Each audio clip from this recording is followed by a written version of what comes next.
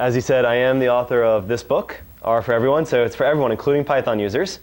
So if you want, we are giving a few away. We're going to raffle some away. We'll just do some plain old giveaways too. And if you don't happen to win the giveaway, we are distributing promo codes so you can buy it cheaply. Why spend full price, right? Let me adjust the mic. Can everyone hear me now when I speak like this? Awesome. Great. So happy Pi Day, by the way. Everyone celebrating?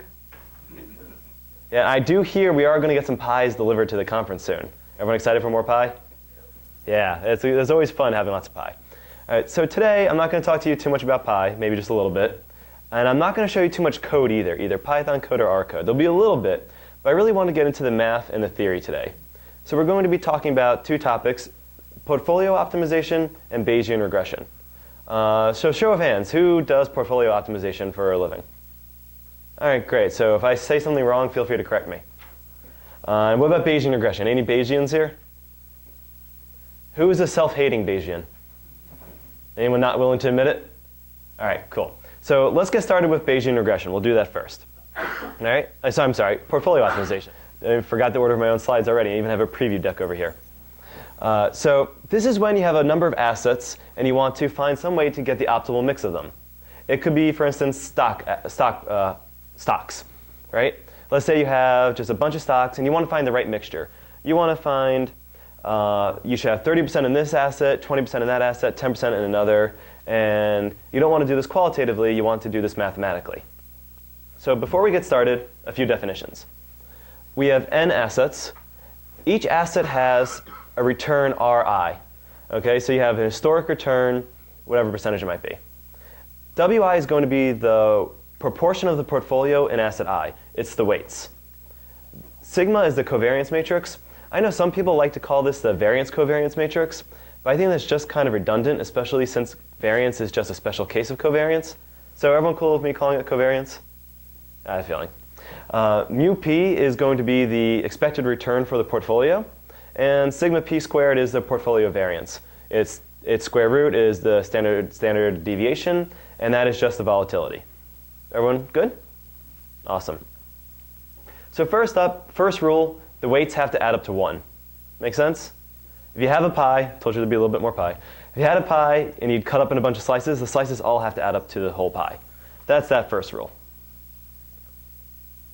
Second rule, the asset weights. Actually, same rule, but now we're doing vectorized notation. All right? Here we're going to represent the weights as just a vector, an n-dimensional vector, and W transpose I equals 1. The I is the identity matrix, and that's just saying summing up all the weights equals 1. Same thing I showed on the previous slide, but matrix notation. I'm going to try to do almost everything in matrix notation because it just makes the math easier. I guess show of hands, who's comfortable with matrices? Not the movie. All right, everyone here, I suspected that. Perfect. All right, next, the expected return. This is the weighted return for the portfolio. Just look at the very end of it, W transpose mu, where mu is a vector of returns for each of the assets. Remember, W is an n-dimensional vector, mu is an n-dimensional vector. Cool? Then we get to the covariance matrix. On the diagonal, that's the variances for the individual assets, and the off-diagonal are the covariances between any two assets. All right? And then you get to the overall portfolio variance. This is the weighted variance for the whole portfolio. It comes out to be W transpose sigma W. And of course, you take the square root to get the volatility. Nothing new here. I'm sure this is stuff like pretty much everyone in this room has seen. Just need to lay the groundwork. So let's talk about our data. Any good thing, you need to have some data. And for us, we're going to use the Dow Jones Industrial Average. Very simple. I took 30 stocks. Here you can see an example of American Express, 3M, AT&T. And I took about 3 years worth of data. And we're going to use these returns to calculate what the optimal mix will be. You don't have to use stocks. This could really be done for any asset. I believe it could be used for an index of assets. Whatever you want, the same math holds, just this is a good example. And for anyone who cares about pulling data, I told you I'd just talk a little bit about R. There's a very easy way to get any type of financial data in R using the quantmod package, and it has a function called getSymbols, written by this Jeffrey Ryan in Chicago. A guy named Jeffrey Ryan in Chicago wrote this package, and it's a really great tool for getting assets. Actually, QuantMod does a lot more than just pulling data. But you want to get any type of quote, whether it's from Yahoo, from Google, from Bloomberg, wherever, the get symbols function over there is a really great way to do it. And it pulled the stock price data. But we really want to work with returns, specifically log returns. So the last line of code there, it does the diff of the logs. That gets you log returns. All right? Next up is creating the portfolios. Basically, I'm going to randomly assign weights to each asset and then create a portfolio out of that. So AT&T might get 30%, Home Depot will get 10, Verizon will get 20, whatever it may be, and that creates a portfolio. And once we have that, we can calculate its variance, so its standard deviation actually, and we can calculate its expected return. And then we can do this like 1,000 times and see a whole bunch of different portfolios. And here we have that. Here we is. Each dot represents another portfolio. The x-axis is the volatility, and the y-axis is the expected return. So out of this, we can clearly see that some portfolios are better than others, right? Just by eyeballing it, anything on the x-axis, if you pick a certain point, like this guy right here, going straight up, any of the portfolios above that one is going to be better, right? Because it's the same amount of risk, but higher expected returns. So our goal is to pick the optimal portfolio. We don't just want one of these. We don't just want any one of these randomly. We want what's considered the best one. And as humans, we could very easily do this, right? Hey, pick a desired level of risk, and then you can find the expected return you get. But the computer can't do that as well, right? Computers need to actually do exact calculations. So this gentleman named Harry Markowitz came along in 1950 and wrote a seminal paper about portfolio optimization. 40 years later, he finally won the Nobel Prize. 1990, he, along with Sharp and one other gentleman, won the Nobel Prize for this portfolio optimization. Pardon me? Nobel Prize in Economics, which technically is not a Nobel Prize. Thank you. Technically, the Nobel Prize is for physics, chemistry, peace. The one in economics is like the Bank of Sweden Nobel Prize or something, because it wasn't in Alfred Nobel's will. But we'll still give the guys credit. They still got their $1 million prize. So he said, let's minimize volatility. That was his goal. He just wants to minimize volatility and figured that's the best. You get rid of the risk, that's the best. So he said to minimize W transpose sigma W. But there's a problem with that. Everyone, you see the problem already? What's the problem? All right, anyone else? What's the problem with minimizing variance? What? 0. It goes to 0. It doesn't do you anything for returns. It does you no good just to minimize variance because you just get back to 0. So he said, okay, minimize variance subject to the weight something to 1. Well, actually, that's not even how you fix it yet. There's actually a step before. You want to solve for W so that it's the argument that minimizes W transpose sigma W. Everyone gets that. The breakthrough innovation, which takes care of the variance going to 0, is determining a pre-specified expected mean. Everyone get that? I'm not sure that came out of my mouth that way. Great. Basically, you say, I want my mean to be mu naught, and that's my constraint. So now we're working with a constrained optimization problem. And how do you solve constrained optimization? What? We're going to do that. We're absolutely going to use quadratic programming. But specifically, we're going to use Lagrange multipliers. I assume a lot of people in here have used Lagrange multipliers? Nothing foreign? All right, great. So our objective function that we want to minimize is now W transpose sigma W, lambda 1, the first Lagrange multiplier, W transpose I minus 1. That's the constraint that all the weights have to sum up to 1. And then plus lambda 2, the second Lagrange multiplier, W transpose mu minus mu naught. That means the expected return has to equal this pre-specified mu naught, whatever we decide that it should be. So doing that, when you want to optimize something, you take the gradient. You set the gradient equal to the vector of zeros. This doesn't really help us that much. Hey, look, delta L doesn't really help us. So let's write out the first order conditions. This is saying, so basically you take the partial derivatives for each of your variables that you're trying to optimize over and set them equal to 0. This first line here, the partial derivative with respect to W, there's actually n rows of it. So remember, W is an n-dimensional vector, so there's actually n equations here, n values of 0. I think everyone's so cool. The next two partial derivatives, that's to optimize on the Lagrange multipliers, just setting them equal to 0. And we're going to do a little bit of algebra, move the 1 over to the right-hand side and move the mu naught to the right-hand side. Nothing that's too tricky. And we put it in matrix notation like this. All right, so that block on the left, the matrix on the left, I know it looks like a 3 by 3 matrix, but it's actually an n plus 2 by an n plus 2 matrix. Basically because the 2 sigma is an m by n matrix, the I is an m by 1, the mu is an m by 1, and the transposes are 1 by n. So the only thing here that's actually scalar are the zeros, the 4 zeros. And the next matrix is, it's an n plus 2 by 1 matrix, the w's and the lambdas, and then we get to what we're setting it equal to. And we just can rewrite this in nice letter notation, A ZW equals B naught. Basically, hey, just a quick little way to see the algebra. The solution to this is, I bet everyone can guess what the solution is going to be, right? Yeah. Basically, invert the A on both sides. All right, so we get we're solving for the W, lambda 1, lambda 2. It's equal to A inverse B naught. Okay? And the way you solve this is quadratic programming, as you said, thank you very much. Doing this will get you exactly one optimal portfolio. It'll pick out just one, and it might look like this, right? I picked out the 20 just to save space on the screen. 20 of the weights we'll see. 3m is 4.5 times 10 to the negative 17th, right? This is ugly. Tables are ugly, right? No one likes reading tables. In fact, I hate it so much, I heard this great quote that getting information out of a table is like getting sunshine out of a cucumber. This is by Farquhar and Farquhar, but I heard it from Serge Belloni. All right, so it's like a nested quote here. I'm not a fan of tables. Anyone who knows me knows that I hate tables. But that's why we're going to visualize. Everyone knows I like visualizations. I think they're always better. And for something like this, I just very simply threw up a bar chart. Here we can see this one optimal portfolio that we chose has 8 assets in it, has Home Depot, Johnson & Johnson, McDonald's, a few others. McDonald's is a little over 25%. Home Depot is a little over 5%. Visa is less than 2.5%. Very easy to see. And no, I did not want to make this a pie chart, not even on Pi Day. I'm not a huge fan of pie charts. I'm sure that pie charts can be a bit divisive. The only thing worse than a pie chart to me is a donut chart.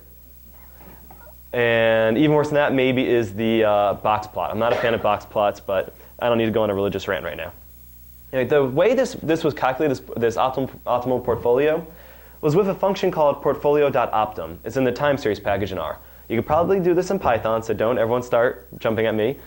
I do R, that's why you're seeing this in R. We're going to look at this function a little bit more in a little bit. So for now, nice, easy, took one argument, just you put in the returns, gave you back a portfolio. But it gave you back one portfolio exactly. And as you can see, it's nicely visualized as this little dot by itself in the graph. So that doesn't really do you much good, does it? So we really want to have the efficient frontier. Has everyone heard of the efficient frontier? Probably heard in economics or many things, but especially for this. And when you do it properly, you get the Markowitz bullet. You see it does definitely look like a bullet here, right? And this tells you where, for any given level of risk, the optimal amount of return you can get. So you would actually never go for anything below the top part of the arc. That wouldn't make any sense, because if you're any point on the top line, if you go below it, it's the same amount of risk, but less return. But when you calculate this thing, it does calculate the whole arc, and all those points inside, that's the feasible region, but you probably wouldn't want to do anything that's below the line anyway. And right at the front of the bullet, that's called the minimum variance point. That is, out of all of your options, that is the minimum variance you can do. So if all you want to do is minimize your risk, you can go for there, but it's not necessarily the best return. So the way this was calculated, and yes, sorry, I'll stop apologizing for R at some point. I shouldn't be ashamed of using R even at a Python conference. Basically, what you'd have to do is you have to get a bunch of predetermined expected returns and step your way along that, and at each point calculate the optimal portfolio. The reason I had to build this helper function on top, get.optimal, and by the way, I totally stole this from this guy named Guy Yolen, who spoke at the R Finance conference. Just want to give him credit where it's due. And the reason I had to build this helper function is because sometimes for a desired level of return, you don't get any feasible solutions. It's just not possible to solve. That could return nulls, so I need to wrap this in a try-catch to make sure I can capture any errors. But if you see down here, hey, I have a mouse. I'll just use the mouse. All we have to do is right here, we loop through all the expected returns, and we call get.optimal repeatedly. And each time, it gives us the minimum risk for that given level of return. So I have a feeling a question a lot of you would ask at this point is, what about shorts? Right? That's what every good trader wants to do. They want to find a way to short stocks, right? Yes? But if you short stock, you will match your portfolio optimization because each stock behave differently from each other. Yep, that's true. But the math behind this takes that into account. So this is the case where the weight for any given stock is negative, right? It's less than 0 because you're shorting it. Everyone knows about that. But the weights still have to sum up to 1. That's still a rule. And I'm not going to get to the math behind dealing with shorts, but the function easily does. You just have to change one option in the function to shorts equals true, and it allows you to calculate shorts and it takes care of all that.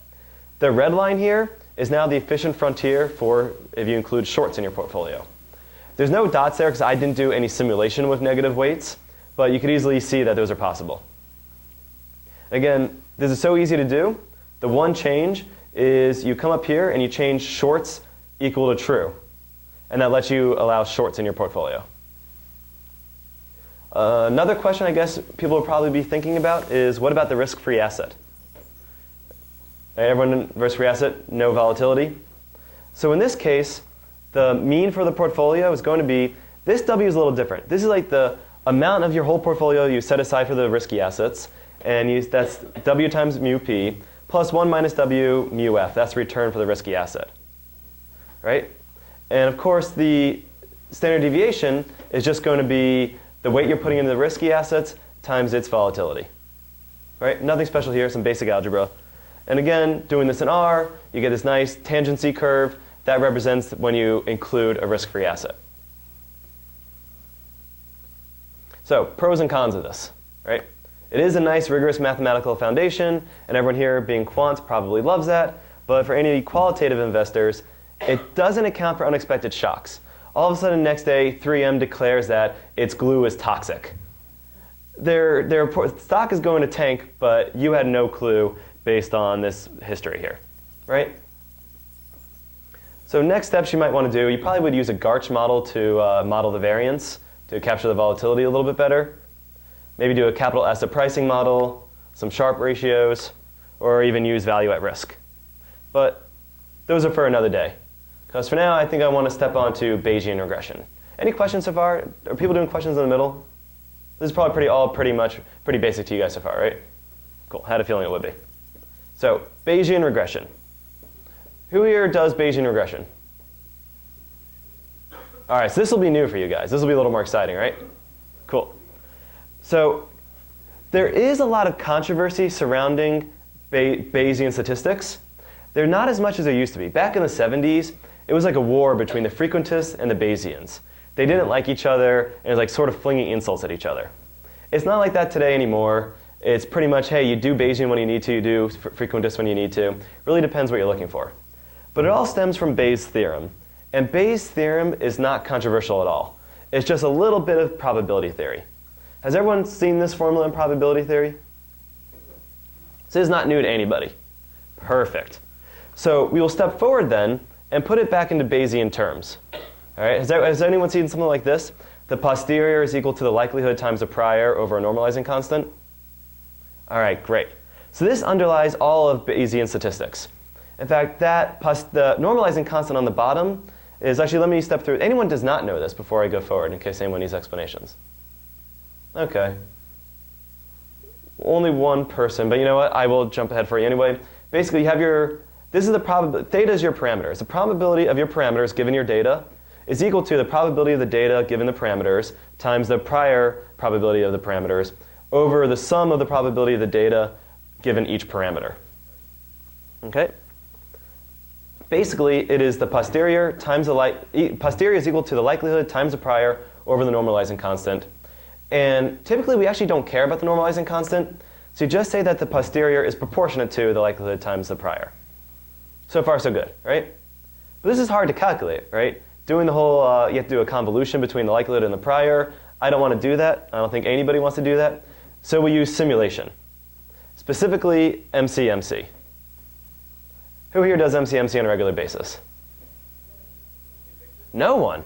Wow, I'm surprised there's not a single MCMC person here. Well, good. More stuff for me to show you then. otherwise known as Markov chain Monte Carlo. Everyone knows where the name comes from? The great casino in Monaco. Yes, all about gambling. So we are statisticians after all.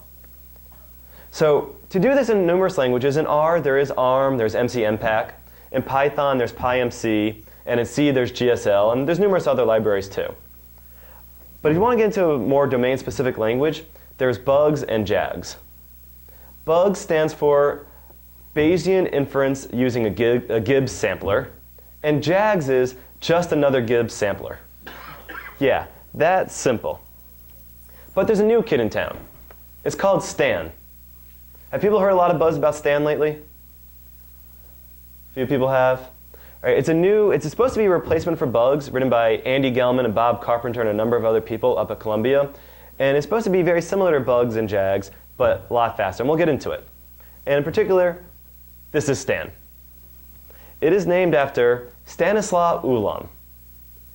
He is the co-inventor of MCMC, but perhaps even bigger, he is the co-inventor of the hydrogen bomb. Yes. And that tool he is holding, that toy he's holding, that is a physical MCMC calculator that he used for determining the way neutrons would split off of the atoms. This guy didn't have computers, he had to build it by hand. Pretty cool. So there's a number of Stan interfaces. You could use RStan, PyStan, and CMDStan. So you have numerous ways to get at this stuff. But whenever you're doing Bayesian regression, you have to start simple. Never dive right in, never go right into it. Always start with the simplest things. So we're going to start with our data, in particular census data. This is from the ACS. It has a lot of information about income, number of bedrooms, housing costs. Actually, the ACS is just like the decennial census, except it's done on a 1, 2, and 3 year rolling basis, and it's a sampling, not a complete enumeration. And it is very detailed. Where the census asks you 10 questions, I believe, the ACS has 30 questions. And it's very detailed. It's a great way to get a snapshot of what is happening in this country on a daily basis. Not a daily basis, yearly basis. I have made the ACS data for New York only, available on my website, jaredlander.com/data/acs_ny.csv. Feel free to download it there. You can go to the census website to download it, but it's a real pain in the butt. I see some people nodding. It's not too nice. So we are going to fit a regression. Just start very simple. Always start simple when doing Bayesian analysis. And my slide disappeared. This is supposed to be the data, so I'll show it to you again. Basically what we're going to do is we are going to fit a regression using family income as the response, number of bedrooms, number of rooms, number of workers, and number of vehicles as the predictors. And when we do that, we get a coefficient plot like this. We could definitely see that the more workers you have in the house, the more your income is going to go up. That makes sense because you have 2 people working, more people earning money. But it's not always causal. Everyone knows the whole thing in statistics. Causation doesn't imply correlation. Number of vehicles. I bet you that's the inverse relationship. It's still a good predictor. The more vehicles you own, probably the more money you make. But you have more vehicles because you make more money, not the other way around. Probably the same thing with the number of rooms in your house. Also, you have to understand that people are using more vehicles because many people are using volunteer translation. Yep. So you don't know which direction the relationship is going, but it could be a good predictor. And building a coefficient plot like this, it's actually an idea I completely ripped off of Andy Gelman. It's very simple. You fit a model. In R, you use LM. In Python, there's stat models, or is it stats mod? There's some R Python library to do it. And you can even use a formula interface. See, I have that tilde there. It's the number, family income, regressed on number of rooms, plus num vehicles, plus num workers. There is a package in Python called formulas, which lets you do something very similar. And the coef plot function, just simply you feed it a model, and it gives you back this nice plot. But that's just regular regression, and we want to learn about Bayesian regression. Well, when you fit a Bayesian model, you get the same exact results. All right? It's exactly the same graph. That's because Bayesian regression isn't always better. You need to only use it when it is better. Sometimes it will actually, probably won't be worse. It'll actually never be worse, but it won't always help you. So it's not like a hammer and all you see are nails. You need to know when to use your tool. Fitting it, however, is very simple. Again, it's R code, and I apologize to all the Python people here. I know this is a Python conference, but got to stick R in here a little bit. Instead of using the LM function, we use the Bayes GLM function. And that fits a Bayesian regression and takes care of everything for us. But again, there's no real change. So why don't we go look at data that does show a change? And that's going to be some voter data. This is data that was collected going back to 1948. It's individual surveys, I believe by Gallup. And they ask you who you voted for, the Democrat or the Republican, has their gender, their race, education, income, religion. There's a few more variables, but these are the basics of it. Again, this is available at my site, jaredlander.com/data/ido.rdata. All public record. Gallup polls are published. They make all the data available. And to look at this, we are going to use something called the secret weapon. Has anyone heard of the secret weapon before in statistics?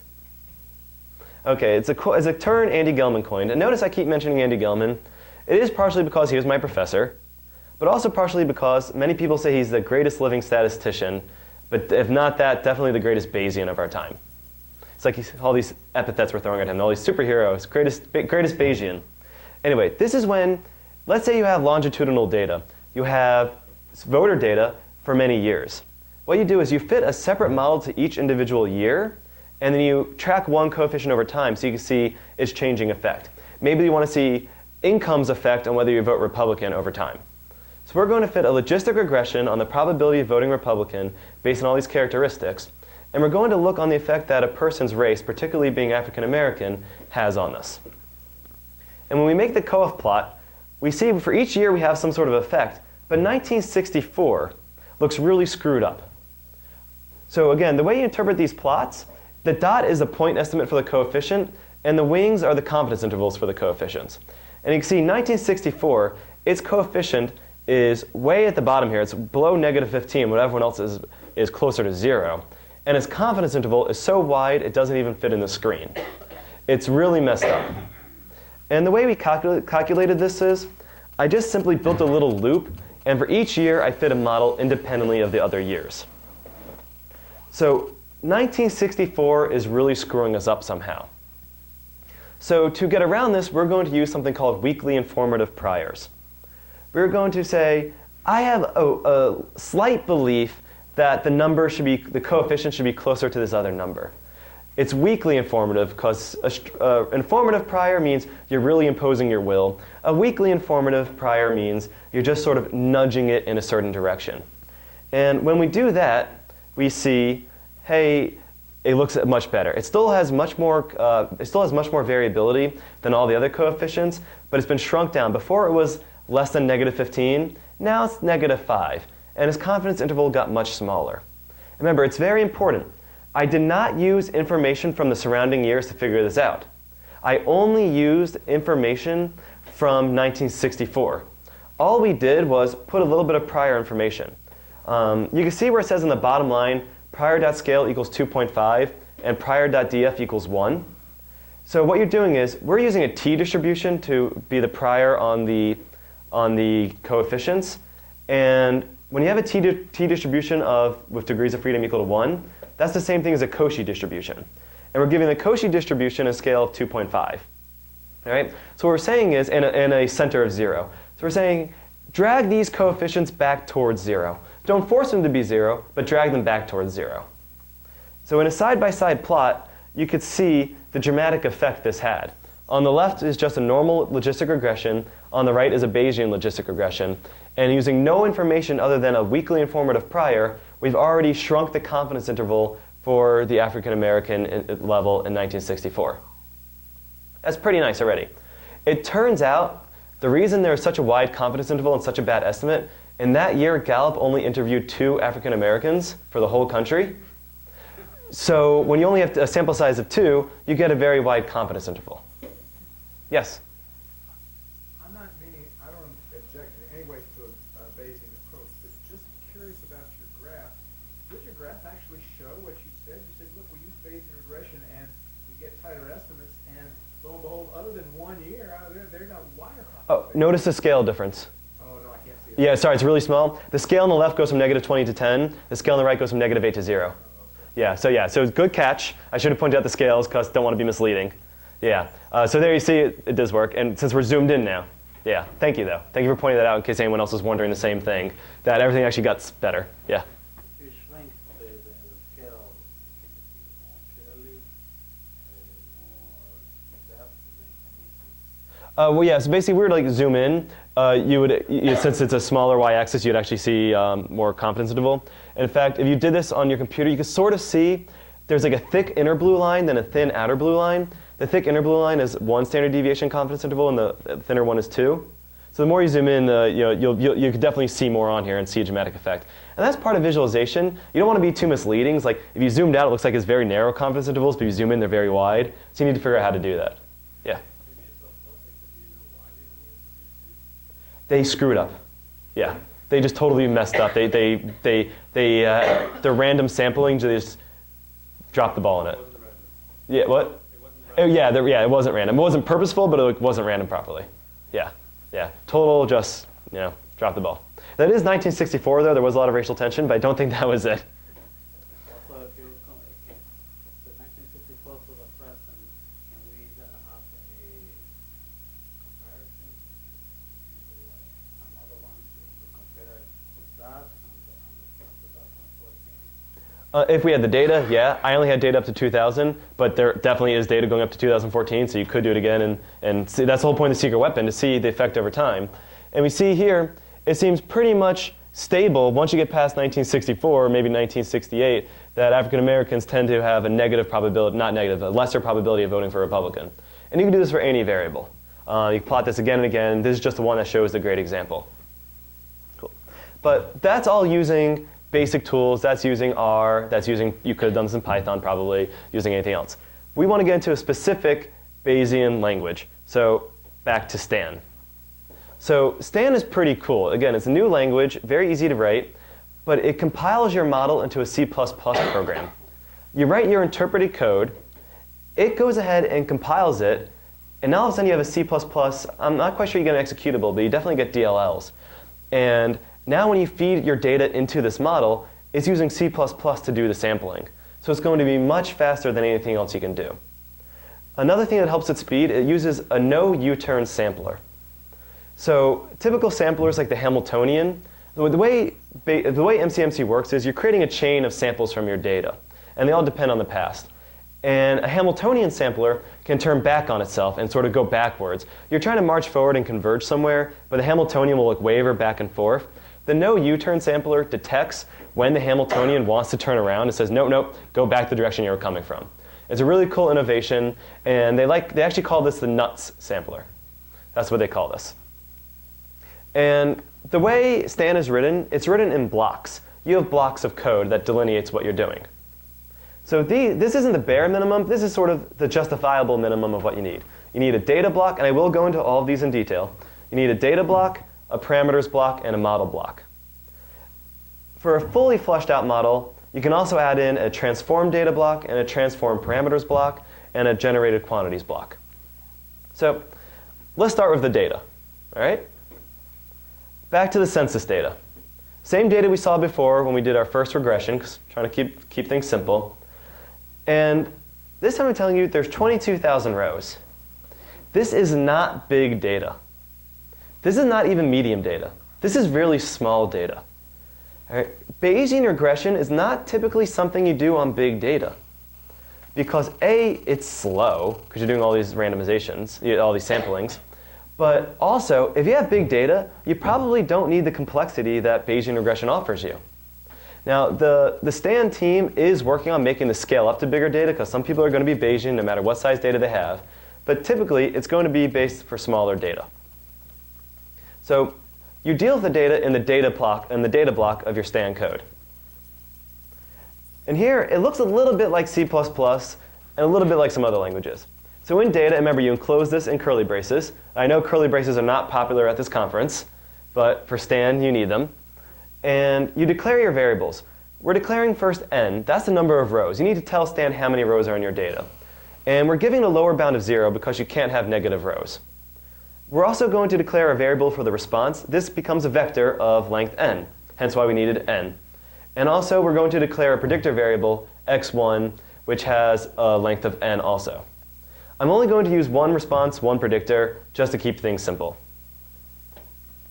But next we need to standardize our data. Standardizing data is usually a good idea in statistics generally, but in particular when you're using a sampling algorithm like STAN, it's really important to standardize your data. So basically, we subtract the mean, we divide by the standard deviation, and this will give us nice centered data. Each variable will have a mean of 0 and a standard deviation of 1. No big deal, very simple algebra. You do this in the transform data block, right where it belongs. Here again, first you declare your new variables, and notice each of the commands ends in a semicolon. This is a lot like C++. You declare your variables, they're vectors of length n, and then you just do a little bit of algebra. Now, I'm going to apologize for this. The algebra here looks like R code. That's because the inventor of STAN is Andy Gelman, and he's an avid R user. So you use the arrow, use y, use mean. It's not a big deal. I think we can all survive this. Next, you declare your parameters. In our case, we have an intercept and we have a beta, right? An intercept and a slope. We're going to call them alpha and beta. They're reals because they're real value. They can take on any value. They're not integers or anything. Then also, we're going to estimate sigma, the standard deviation of our errors. And that's a real, but it's lower bounded at 0 because standard deviation can't be negative, right? So next up is the model. And this is where you get to start doing your statistics. So we're going to say that y is distributed normally with a mean of alpha plus beta x and has a standard deviation of sigma. Standard, regular Gaussian regression, no big surprises there, right? But then we're saying that the sigma has a prior distribution of a Cauchy 0.5. Remember what we used before, earlier when we had the secret weapon? We did a Cauchy of 0 and 2.5. Now we're doing a similar idea. We're putting a prior on the sigma of a Cauchy 0.5. And for the alpha and beta, both of them are getting a diffuse, weakly informative prior. We're assuming they're centered around 0, which is like the null hypothesis, and we're giving them a standard deviation of 10. We're presupposing that these are fairly spread out coefficients, so we're telling them go near 0, but don't feel constrained. Feel free to float around a little bit. So you do this in your model block, right where you would expect it to be, and it looks like this. The tilde means distributed in this language. So alpha is distributed normal 0, 10, beta is distributed normal 0, 10, sigma is a Cauchy, and y, your response variable, is distributed normal alpha plus beta times x, comma sigma. Everyone gets this? We're just saying how things are distributed. The thing, though, is remember, we standardize our data. That means our coefficients are on a different scale. So if we want them on the original scale of the data, you have to back transform them. This is just a little bit of algebra. I have a slide I can prove this out. I have a feeling no one cares. Everyone can handle this algebra. This is how you back transform the scaled coefficients to the original data. This way, when you're handing your report to someone, they can say, oh, 5 more bedrooms means this much more income, not, oh, a standard deviation of 1 more bedrooms equals this standard deviation in income. Makes things a little easier.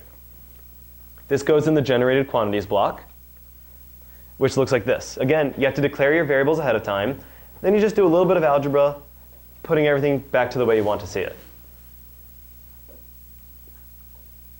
So you stitch it all together into a .stan file. All right? Your file should be called .stan, be its own separate file. You could theoretically write this as a string in your programming language, but keep it in a separate file. That's the best way to keep things handy. And it sort of looks like this. You put it all together. You have your data, your transform data, so forth and so on. So now it's time to compile the model. Because remember, this interpreted code is going to get compiled into C++ that can be reused again and again and again. So you can do this with Python, or with R, or even the command line. But since I'm the one up here, let's go with R. That's the easiest way for me to do it. To do this, you use rstan. Okay? Again, if this was in Python, you'd use pystan. If this was in the command line, you would use cmdstan. It is, once you load the library, only one line of code now. You load the library rstan, then you call the stan function. You have to pass in essentially 2 arguments. The file, the stan file, which is for us generic regression.stan, and then you have to pass the data. And this is a drawback of using stan. When you have data, you have to pipe it from R or Python into Stan. So you've duplicated your data, and then you have to pipe it back in. Well, actually, you don't pipe it back in, it just stays there, but you're duplicating your data, and that could be a problem for some people if you have large data. So keep that in mind. The result of this is this nice big table, right? But again, what's the problem with tables? Cucumbers, right? So we are going to visualize that. When we do, we get a coefficient plot like this. Nothing too exciting, but this defeats the purpose of using Bayesian regression. In frequentist statistics, you get a coefficient, you get a confidence interval, that's it. But in Bayesian regression, you get distributions for your parameters. So now, ignore the STD parameters. Look at alpha, beta 1, sigma. You don't just get a confidence interval, you get a whole shape of the parameter. This estimates it so you can figure out where your parameter is sitting and what type of shape it takes. And that gives you a lot more information than a simple point estimate and a confidence interval. Notice alpha and beta look like normal distributions, and even sigma kind of looks like it's a normal distribution because it's a Cauchy, and a Cauchy is essentially a t distribution, and a t distribution is just a normal with heavy tails. So they're all going to be sort of, and that's based on our prior distributions. We could have done a little differently, you would see a different shape. That's based on our priors. If you need diagnostic plots, traceplot does that for you. And this is showing you the Markov chains. What happens is, well, first of all, the left-hand side, the shaded gray side, that is the burn-in period. Because when you're pulling these random samples, you need to make sure you actually have random samples. So you throw away the first 1,000. The second 1,000 is what you keep. And that yellow line, this is a very simple model, so it converges right away. It might be like bouncing all over the place, and eventually 500 chains in, it sort of converges and gets to a stable estimate. If it never converges, you don't have a good model. And another thing about Bayesian regression is you don't just draw a chain of 2,000 samples. You draw 4 chains of 2,000 samples to make sure they all agree with each other. So it's kind of computationally intensive.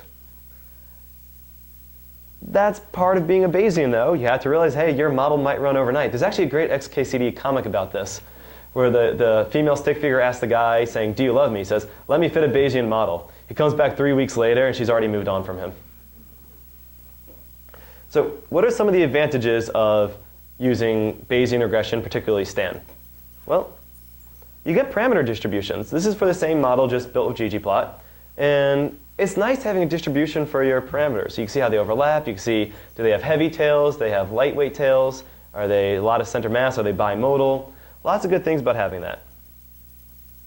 You can also fit multi-level models. I am a big fan of multi-level models. They're particularly really good in social sciences, longitudinal studies. Let's say you want to fit a model for each state. Within each state you have school districts. Within each school district you have schools. Within each school you have classes. It's a way of seeing the effects and combining information from overall information, individual level information, and getting better results.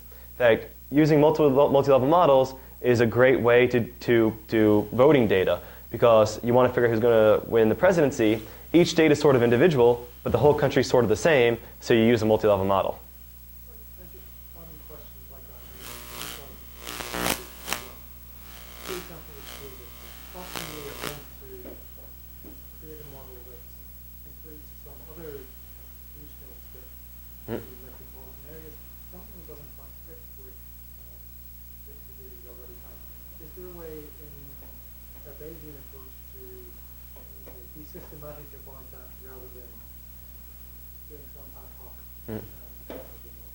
So the question was, what if you had like metropolitan region information, and it's not nested anymore, right?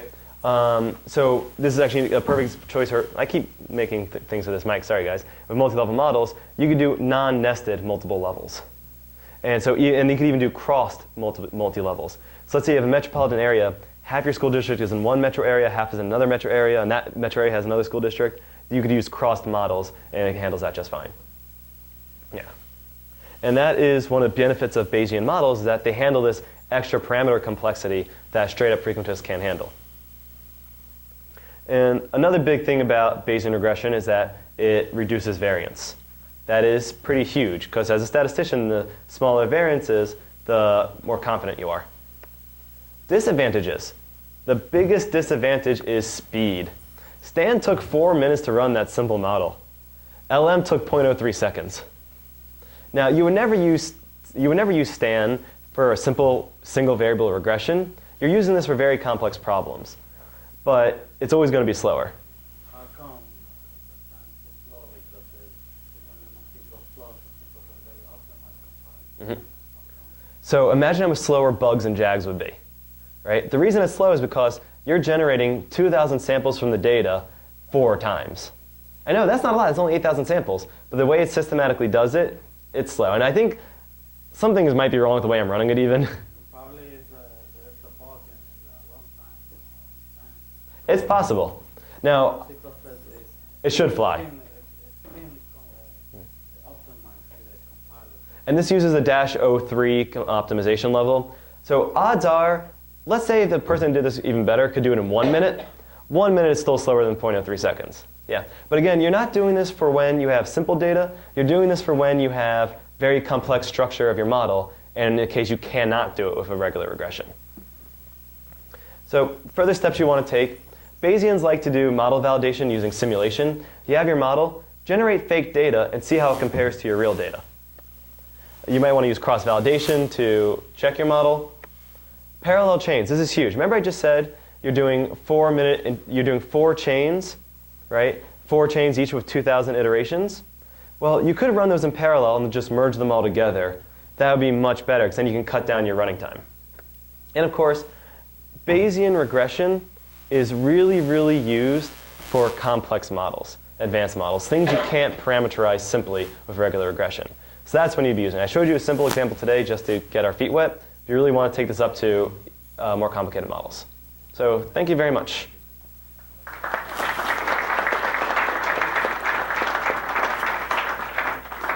Any questions about either topic? Yes?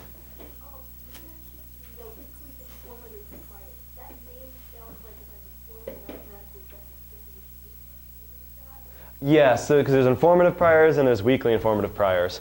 And it depends, you can use different distributions. Like I believe the Weibull distribution is a stronger prior. Because remember, you're using normal distribution, the parameters are already normally distributed, so you're not really telling it that much. But a Weibull distribution or a Cauchy or conjugate priors, they're going to be more informative. They're going to be more strict. Hey, I want my variable over here, my coefficient over here. Don't just nudge it, grab it.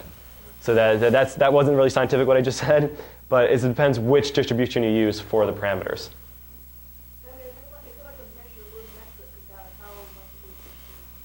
Oof.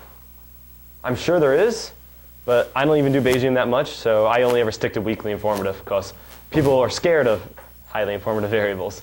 So I don't actually go that far. There might be a scientific measure for how informative it is.